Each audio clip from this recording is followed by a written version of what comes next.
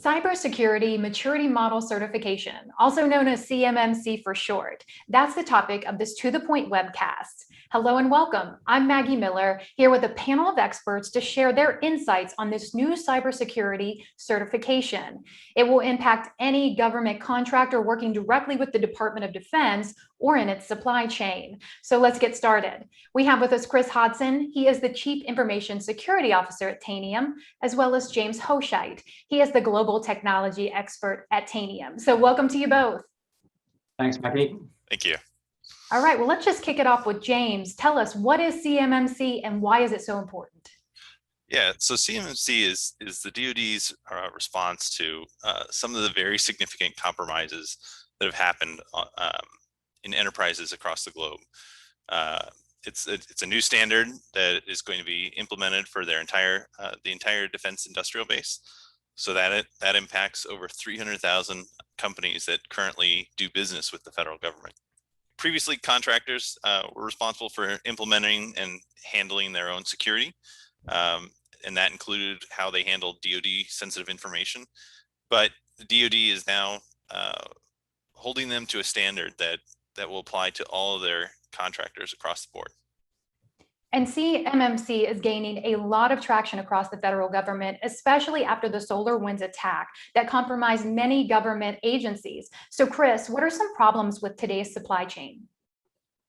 I think some of the problems with today's supply chain kind of stem around the way that we've been doing supply chain risk management for the last decade or so. A lot of it is very spreadsheet and clipboard oriented.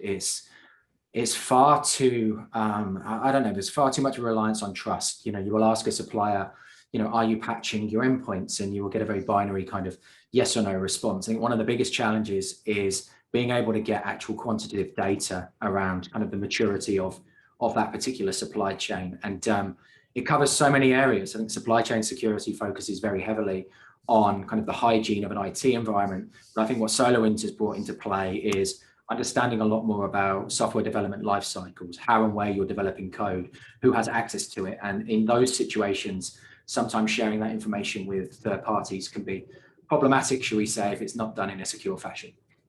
And how do you think CMMC will address some of these challenges? Well, CMMC is kind of underpinned by NIST standards and frameworks that exist today. So there is, you know, those have been academically and commercially analyzed by organizations. They're pretty holistic in their construction. So as I said earlier, you need supply chain management to be more than just looking at patching and vulnerability management. It's compliance, it's identity, it's incident response. So having CMMC leverage very heavily NIST 800-53 and NIST 800-171, you can tell I work in this every day, right? That's critically important, definitely. And James, let's talk about preparing for CMMC. How long will companies need to prepare? This is a very good question, and unfortunately the answer is it depends.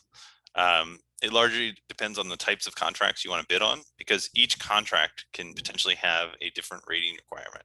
So,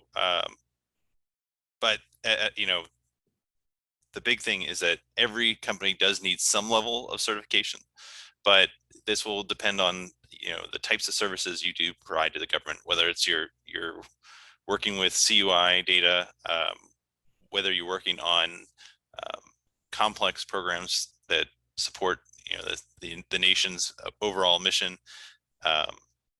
It kind of depends, but the big thing is you need to start early if possible, because it is a very detailed process. Yeah, it's always earlier the better with anything, right? And Chris, with that, what are some of the challenges you think companies will face when going through this CMMC process? Well, that's a great question. I think companies are going to struggle with knowing the assets and the environments that they need to have in scope. I think one of the biggest challenges when I talk with CISOs and CIOs is, you know, you can't manage what you don't measure. So understanding what assets you have, where they are, what applications are running on them, who has access to them is critically important. I think also making sure that security, and James touched on this, is engaged as early on in the life cycle of CMMC assessment as possible. In some organizations, this is, you know, something that is kicked off in maybe a risk organization that doesn't sit within cybersecurity or IT. In other organizations, I've heard that this is going to be commissioned as a legal initiative. So making sure that the security team is engaged as early as possible. I think it's also going to depend on the level of CMMC compliance that you're going to be going for. And again, that goes from 1 to 5, depending on the types of agencies and types of data and systems that you are a contractor for. So as you go through from 3 to 4 to 5, there's going to be a much more rigor and the spotlight really on not just having a technology, but having the processes and the repeatability to kind of deploy and use those technologies in an operationally sound fashion. So that's where I think a lot of organizations are going to have a challenge. Yes, we have a technology to do something, but is it giving us meaningful metrics? And do we have the processes to kind of support it, really? That's some good advice. And do you have any other advice for CISOs out there, not just preparing for CMMC, but also supply chain risk? I mean, further to what I said earlier, I think one of the biggest challenges with supply chain risk, other than just being spreadsheets and, you know, relying on trust, is doing it on a cycle, doing it periodically. I think one of the things that we see with the way a lot of organizations are constructed, that supplier due diligence is embedded into the procurement process, but it's almost a set and forget model, right? It's done. It's there when you buy something, but then it doesn't get reevaluated in times where maybe the application or service is used more broadly across your organization, or that particular tool that you're using is now accessing sensitive information. So having some kind of touch point where if a tool that you're using or a service that you're procuring gets wider adoption in your organization or is used for different environments, that in those situations you reevaluate the risk posture associated with it in a supply due diligence process. Great advice. So let's dive into the CMMC framework a little bit. James, I know there are 5 levels, starting with kind of basic cyber hygiene at level 1. So what do all these levels entail?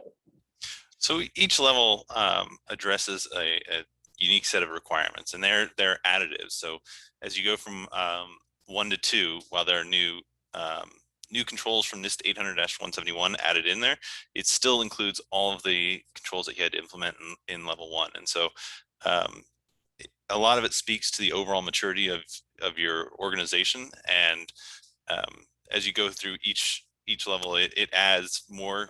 You have to have more complex and mature processes in place, whether that's implementing a SOC, whether that's having 24/7 coverage for your assets.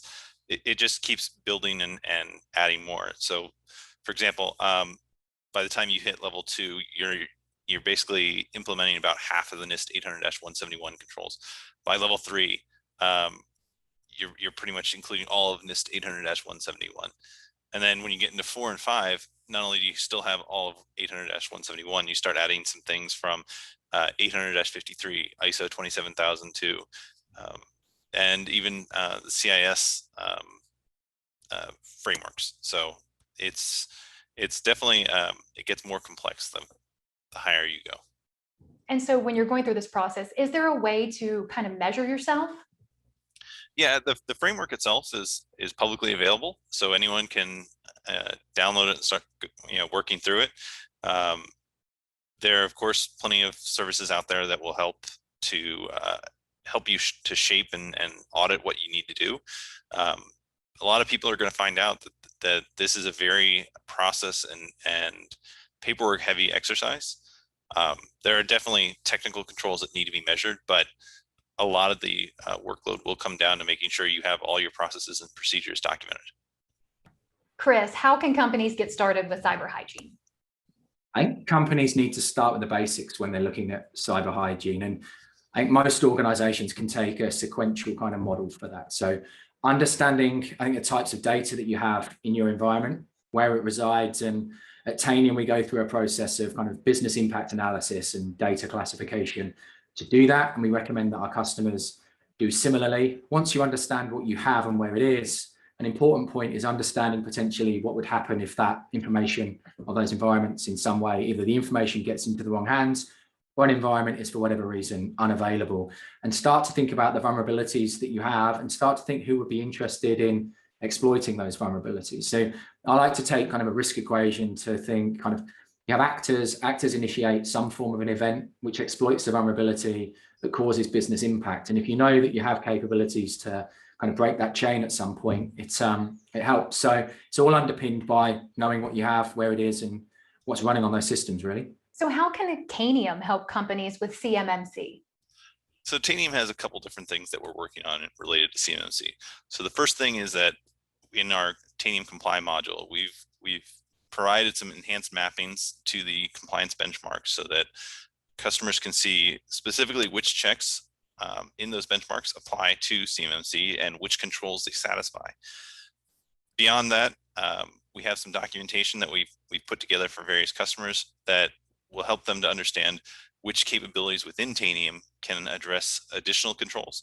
And then lastly, our services organization has put together some work efforts to help our customers get their overall hygiene into a state that is going to be easily measured as part of CMMC. And when will compliance be required? And is there anything companies have to do to maintain it? Yeah, so technically it's already in effect. So they modified DFARS over the past year to include CMMC requirements. And so I believe that this year they're expecting something like 15 contracts to include CMMC requirements, but progressively as new contracts are created and existing ones come out for bid, CMMC will be added to the requirements of the contracts. As far as certification, because you do work with a third party ultimately to get it accredited, I believe those certifications are good for 3 years. And Chris, wrap us up here. What makes Tanium so unique in helping companies with CMMC? Tanium helps companies with CMMC because, earlier I mentioned this very kind of clipboard and spreadsheet based approach and, adopting trust and qualitative kind of metrics and endeavors. At Tanium, we really can help organizations with that quantitative data. So rather than just taking a shot in the dark on compliance and patch posture, actually being able to drill down and understand levels of maturity in particular areas of an environment where, perhaps an organization needs to up their game or kind of improve their patch and compliance posture. We can also help organizations from an incident response perspective. It's not just a CMMC requirement, but minutes always matter in those situations. So being able to identify, the whole kind of, I suppose, kind of threat landscape of your environment, understanding where you have potentially suspicious activity and being able to respond in an expeditious fashion is certainly something that is good for any organization. And James touched on earlier, Tanium Comply and the ability to use our dashboards to in any kind of flexible way that you want with regards to compliance frameworks, be it ISO, be it CMMC or any others really. Well, thank you both for your time and insights today. If you're looking for more information on how Tanium can help you with CMMC, visit our website, tanium.com. Thank you for watching. I'm Maggie Miller, and this is To The Point.